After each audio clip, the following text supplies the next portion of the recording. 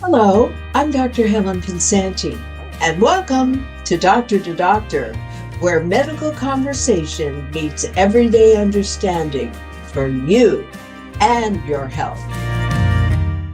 With me today is Dr. Bryn Henderson, and we're going to be talking about breathing, something we all do without thinking, but it can become a struggle for millions of people around the world. Every breath is a conscious effort. Today, we're going to be talking about chronic obstructive pulmonary disease, or it's known as COPD. You may never have heard this before, and your ears are going, what? Chronic obstructive pulmonary disease.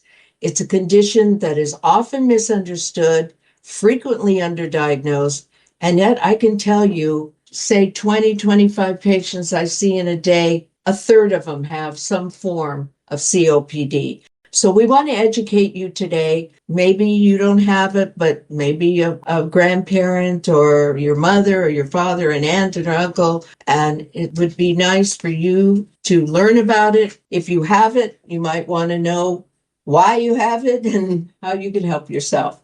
So today's episode, we're going to dive into COPD, why it happens, how we can better support those living with it, from early signs to breakthrough treatments, and we'll uncover the science behind the symptoms and hope behind the headlines. So let's get to it. What is COPD? What is chronic obstructive pulmonary disease? Well, I like your lines. Hope behind the headlines. I'll tell you, there's a lot you can do to help patients with COPD. And I'm pretty sure most people know this, but the worst pain in medicine is probably air hunger.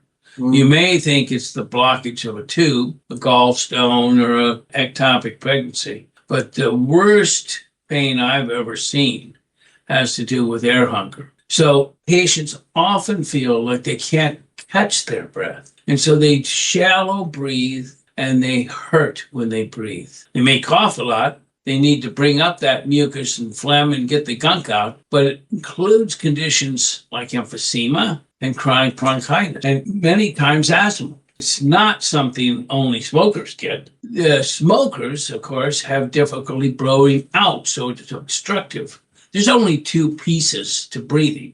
One's taking a breath in, and one's breathing out. And then when you have variances in what's normal, the out becomes obstruction. And that's why it's such a huge issue. People who grew up in areas with a lot of pollution, like in the coal mines and things like that. Or how about on the farms I did in the Midwest, and they had crop dusters, and they'd spray that stuff, and people would be coughing for days. Or even patients whose lungs didn't develop because as babies they were exposed, or they had a genetic condition that can make someone more likely to develop COPD, and they never smoked. And we have to include marijuana smoking here. I know a lot of people, they used to say, you can't get lung cancer from smoking marijuana, but you're smoking. Tears up your lungs. Yeah. And vaping's even worse. Oh, yeah. 25% of the people with COPD have never smoked. Things like low birth weight, premature birth, and even repeated lung infections during childhood affect how the lungs grow. And this can raise risk in later life. All right. So now you got a person that's fairly healthy. What's the first thing that happens with chronic obstructive pulmonary disease? Cough. Most people start with a chronic cough. So they come in and they go, Doc, I've had a cough for 3 weeks. Well, you're lucky if they come in. Usually their wife comes in or their spouse comes in and they say, every morning I wake up and this clown's cough, especially morning because they're trying to get that mucus up and getting out the gunk. See, the first thing that ever happens when you have COPD is the tissues have cells on the wall and they swell, and to protect the wall, they secrete. And that secretion becomes a mucus plug or congestion in the lungs. And that's why you have shortness of breath, even walking across a room or going downstairs. It gets worse. You can hear them wheeze. What is the wheeze? The wheeze is the spasm of the muscle in the alveoli full of gunk, mucus, sputum, and they pull down on that muscle and there's a spasm in the muscles above the alveoli, and we hear it. All right. So how do doctors confirm COPD? A spirometer that has a prolonged expiration, prolonged breathing going out. The spirometry has become the gold standard of diagnosing it because it's so easy to pick up and it's cheap. You can buy a spirometer and use it in your office for $100-$200. What about chest x-rays? Chest x-ray give you radiation, so you sure don't start that. But you can. I've seen people do two other facets. When I was on medical missions, one of them did thermograms to see about the perfusion. Mm-hmm. And the other one did what they call oxygen displacement. So in COPD patients, if you put the oximeter on a patient's finger, what number do you get scared? Anything below 94% is something you better watch. And anytime you're getting into the 80s, you better have some O2 ready. We did that often in emergency rooms I worked in.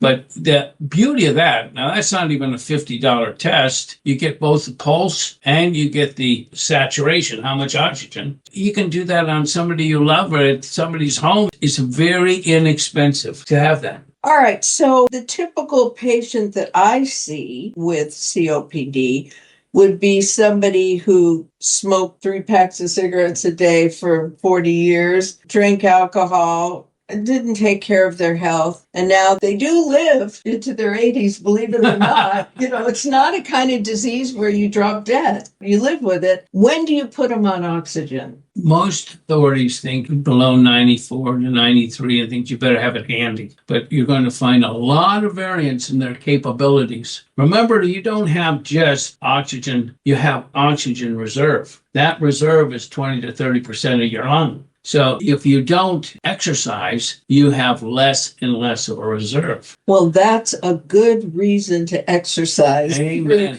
For those of us who don't like exercise, you just scared me.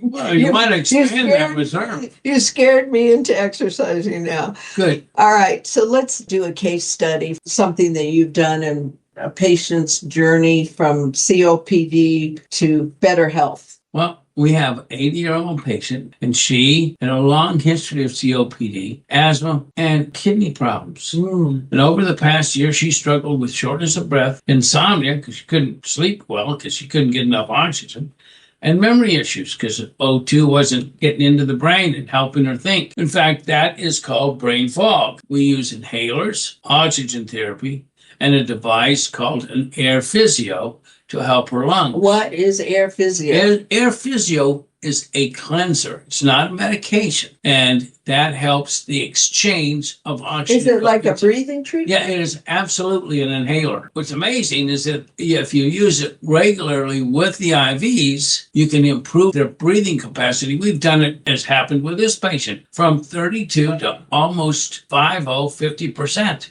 Wow, that is impressive. So your protocol in your office works.